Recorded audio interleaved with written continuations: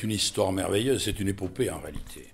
1870, le désastre de Sedan, Napoléon III en débandade, et les Toulousains, comme l'ensemble de nos compatriotes sur le territoire national, étaient friands de nouvelles. Or, à l'époque, les seules nouvelles étaient celles qui étaient affichées par le préfet sur les grilles de la préfecture, c'est-à-dire la voix de son maître, l'information officielle. Et il y avait, à l'adresse que vous venez de citer, une imprimerie, l'imprimerie Sirvin, qui était un peu en difficulté. Quand le pays est en guerre, les affaires ne marchent pas trop. Et deux de ces typographes, Rémy Sens et Rémy Cousinet, ont proposé au patron de faire une feuille pour informer les Toulousains de la réalité de ce qui se passait. Cette feuille s'est appelée La Dépêche. Ils l'ont, dans le premier tirage, édité à peine à 5000 numéros. Ça a été un succès fou tout de suite. De semaine en semaine, c'est monté, c'est monté, c'est monté. Ainsi est née La Dépêche, en même temps que la Troisième République. Notre histoire est donc consubstantielle avec celle de la République, et non seulement nous en sommes fiers, mais c'est également pour ça que nous sommes très attachés aux valeurs de la République dans toutes leurs dimensions.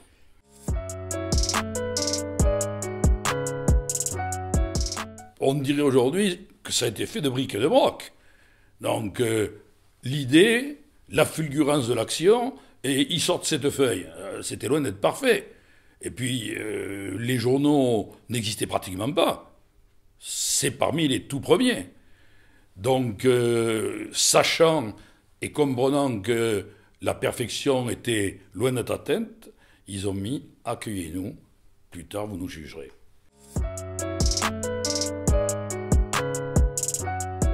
Alsace-Lorraine, c'était ce que l'on appelait le hall de la Dépêche, avec une magnifique façade art déco qui existe toujours d'ailleurs.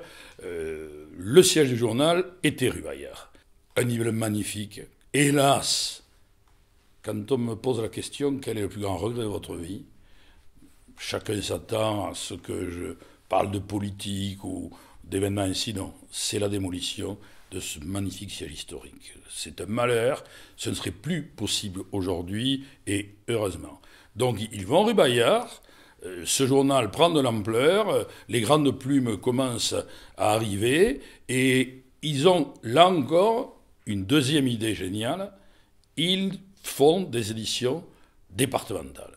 Et ça marche du feu de Dieu, et d'ailleurs La Dépêche, vous avez sur cette carte la zone de La Dépêche à l'époque, c'était la moitié de la France.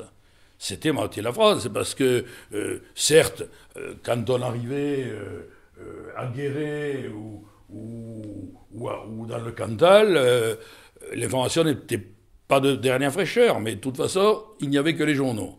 Donc, et ce journal a toujours tout de suite eu un succès, parce qu'il, je le répète, il portait des valeurs qui sont celles de la République.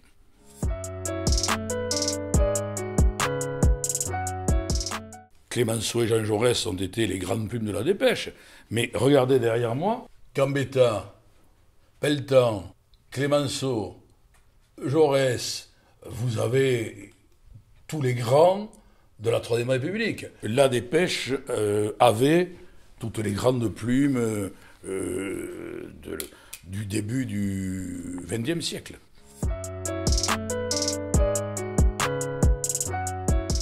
Les deux personnages exceptionnels, extraordinaires que je vous ai cités, que sont nos deux fondateurs, c'était des anards.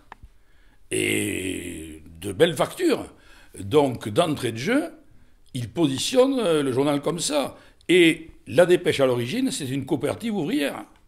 Donc, nous ne sommes pas dans le grand capital. Nous sommes dans le monde ouvrier, la République naissante, tous les événements que vous connaissez à ce moment-là, et eux-mêmes se positionnaient en défenseurs de la veuve et de l'orphelin contre celles et ceux dont ils considéraient qu'ils exploitaient le peuple. Et puis contre l'Empire. Et en soutien à la Troisième République naissante, qui n'était pas une république parfaite. Vous savez, MacMahon, c'était quand même un président... bon, il était président de la République, Mais on ne peut pas dire que c'était vraiment la liberté et la démocratie.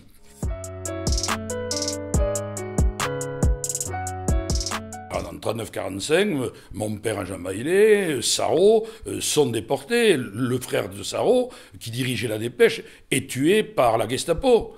Donc nous avons payé le prix fort. Certes, ils avaient choisi de continuer à paraître. Après un grand débat d'ailleurs. Mais ils considéraient qu'il ne fallait laisser ni les ouvriers, ni les lecteurs.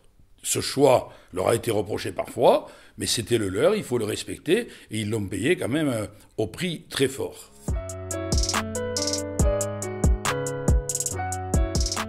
En 1958, mon père, qui dirigeait le journal et qui était député radical-socialiste, a pris position contre De Gaulle parce que, autant il considérait que De Gaulle était admirable pour son action de libération de la France et son courage pendant la guerre, autant je me souviens, j'étais gamin. Il avait une formule extraordinaire, il disait « Les militaires, c'est fait pour faire la guerre, pas la politique ». Et donc il considérait que ce n'était pas leur place à la tête de l'État. Donc il prend très fortement position contre De Gaulle. La Dépêche appelle à voter non au référendum, et toute cette période gaulliste, la Dépêche a été un journal d'opposition, bien entendu, dans le respect des règles déontologiques et dans le respect de la démocratie.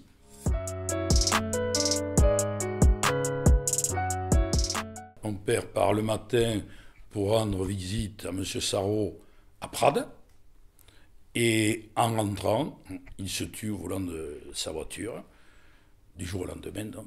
C'est brutal, vous l'avez dit. Moi, j'avais 12 ans, c'est terrible de perdre son père à cet âge-là.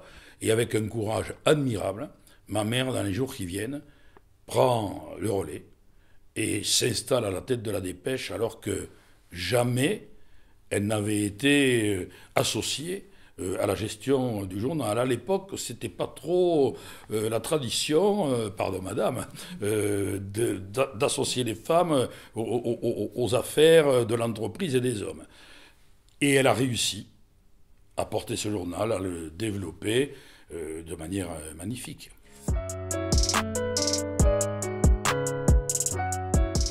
Au-delà du crève-cœur, je l'ai évoqué tout à l'heure, nous étions en plein centre-ville, avec les camions et les bobines de papier qui la nuit livraient, le quartier se plaignait. J'avais décidé de changer les rotatives. Aucun n'était capable de me garantir que nous pourrions en même temps changer les rotatives, démonter les anciennes et ne pas avoir une rupture de parution. Donc je cherche des terrains. Et je vais voir le maire de Toulouse, qui était Pierre Baudis.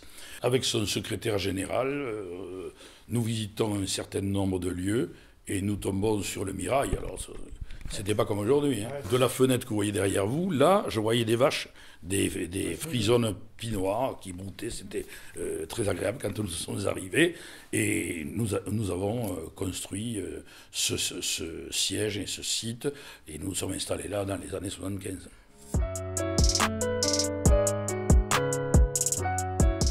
J'aime à raconter que de Gutenberg à Zuckerberg, il s'est presque rien passé.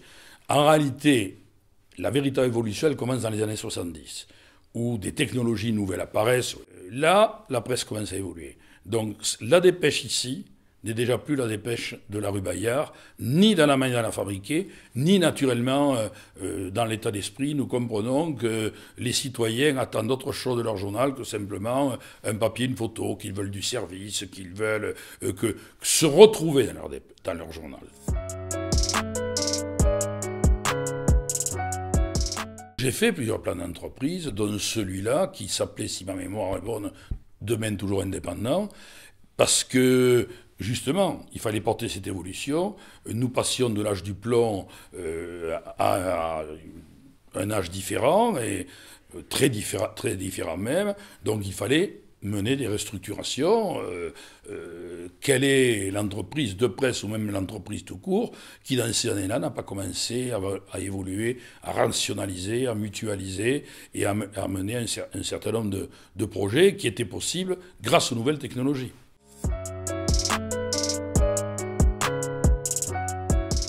Comment, d'une coopérative ouvrière menée par deux anarchistes, ma famille rentre dans la Dépêche. Ouais. C'était les années 1922-24. Et il y avait les élections législatives. Pour des raisons que je ne connais pas, un Rothschild décide de se présenter à Tarbes aux élections. Et la Dépêche le traite comme un adversaire de classe qu'il était. Donc ce Rothschild va voir M. Sarraut, qui dirigeait la Dépêche, et lui dit, écoutez, si vous ne vous calmez pas, je fais une OPA sur le journal. Sarraut l'a mis à la porte, a redoublé d'ardeur, et donc Rothschild a lancé son OPA. Il a failli réussir, il est arrivé à 48%. Battu aux élections, il rentre à Paris, et il dit, bon écoutez, moi je ne vais pas garder ces actions, trouvez-moi quelqu'un. Et c'est là que ma famille fait son entrée à la Dépêche. Jean-Baptiste Chaumeil, qui était un grand-oncle de mon père, qui était déjà maire de Valence-d'Agen, député radical socialiste, lui aussi, vous voyez, c'est une longue lignée chez nous aussi, et qui avait monté une extraordinaire entreprise de travaux publics. Il était parti de rien, et il a réussi de manière magnifique. C'est lui qui a fait, dans les années 20, toutes les grandes routes, les ponts sur la Garonne, les ponts en arche, en briques, c'est lui. Et donc, il avait quelques moyens, il était connu des Sarrauds et des radicaux, et ils lui ont dit, la Dépêche est à vendre, il faudrait que tu la rachètes, ce qu'il a fait. Et il a fait rentrer mon père, qui était tout jeune, comme directeur de la rédaction de la Dépêche. Ça, c'est la première OPA. Et la seconde, que vous évoquiez, c'est celle menée par Colombani. La succession n'avait pas été facile, donc conflit familial, comme souvent, et conflit familial avec une de mes sœurs, et puis les héritiers des Sarraut, des Cojoles, avaient aussi à peu près 20% des actions. Donc un jour, j'étais sur ce siège à mon bureau, Jean-Marie Colombani m'appelle, il me dit « J'ai une promesse de vente de 40% des actions, les 20 de ma sœur et les 20 de Cojoles. » Enfin, en réalité, il me dit, je voudrais vous voir, je suis à Toulouse. J'ai dit, j'ai compris, c'est pas la peine. Je lui donne rendez-vous d'ailleurs dans mon bureau au Sénat, et il m'explique, voilà, qu'il avait effectivement une promesse de vente et que tout irait bien, enfin, toutes les promesses et les belles paroles que l'on dit en pareil cas. Je vais écouter. Regardez-moi dans les yeux, parce qu'il me dit, je suis corse, ce n'est qu'une parole.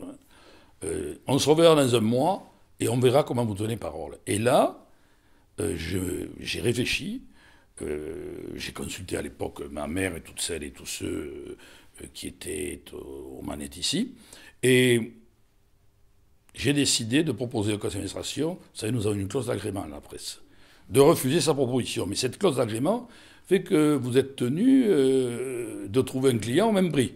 Vous avez 3 mois. Donc, je suis allé voir Jean-Luc Lagardère, qui aimait beaucoup la Dépêche, parce que Jean-Luc Lagardère, il est d'Aubiette, dans le Gers. Et il a appris à lire dans la Dépêche. Donc il était très attaché à la Dépêche. Je lui parle de ça, il m'a dit, mais je comprends maintenant pourquoi Colombani est venu me voir. Il m'a proposé de racheter les actions de la Dépêche. Je vais voir Pierre Fabre, qui était un grand ami, qui me dit, Colombani est venu me voir. Je lui ai dit, comment pouvez-vous imaginer, alors que les Bailey sont des amis, que dès que vous aurez passé cette porte, je ne les préviendrai pas de votre assaut.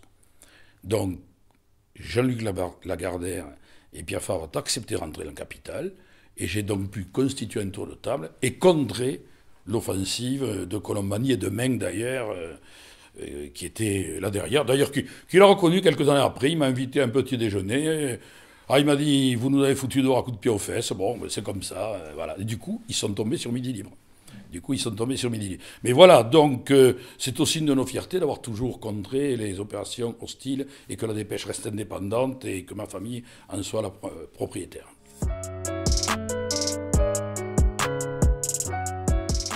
Colombani, que j'avais bouté hors de la Dépêche, jette son dévolu sur Midi Libre. Il rachète donc ce groupe. Franchement, il s'est pu s'intéresser à ses actifs qu'a développé Midi Libre et l'Indépendant. La rotative de l'Indépendant a été arrêtée, les actifs ont été vendus, soyons francs, ils ont pillé le groupe. Ouais. Et puis ils l'ont remise en vente. Donc moi je les ai rencontrés parce qu'il y avait Hersan dans le coup, c'est très compliqué, là, oui. Je ne vais pas rentrer dans les détails. Et j'avais un accord pour que nous reprenions Midi Libre.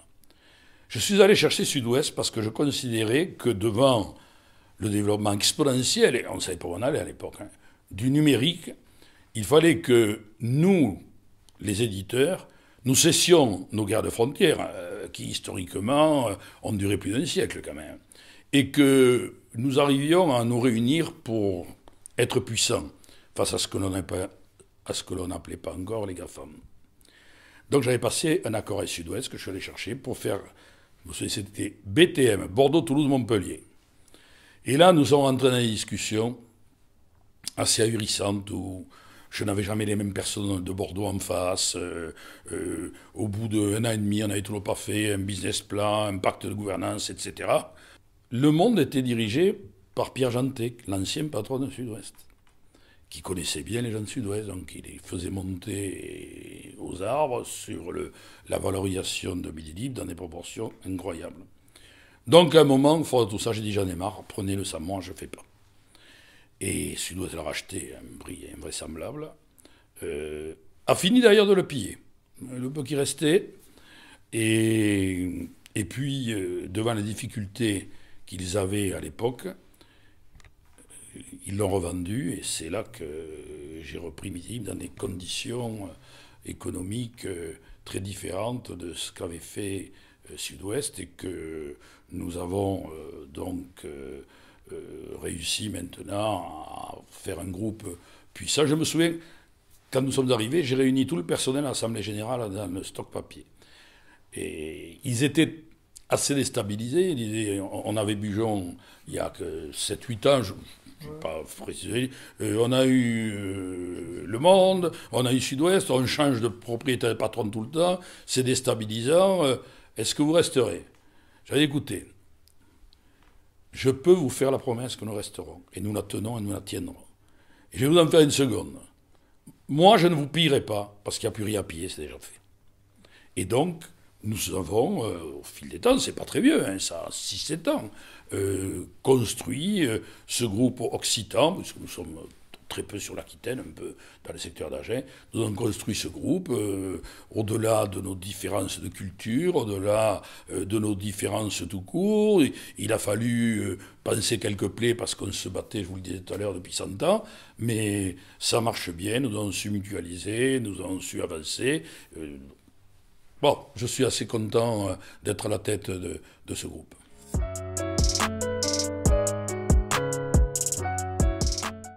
C'est une fierté pour moi, c'est une fierté pour mes fils qui dirigent avec moi, et j'espère que, au fond, nous pouvons continuer à aller de l'avant.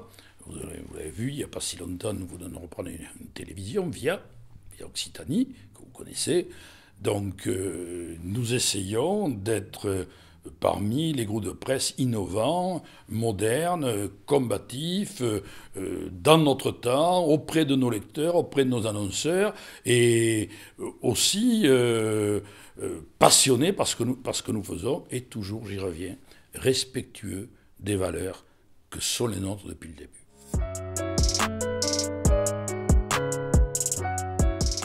Du début à aujourd'hui, nous n'avons pas changé. Bien sûr, nous sommes modernisés, bien sûr, le journal est très différent, mais nous sommes des républicains convaincus. Pour nous, liberté, égalité, fraternité, laïcité, ça veut dire quelque chose.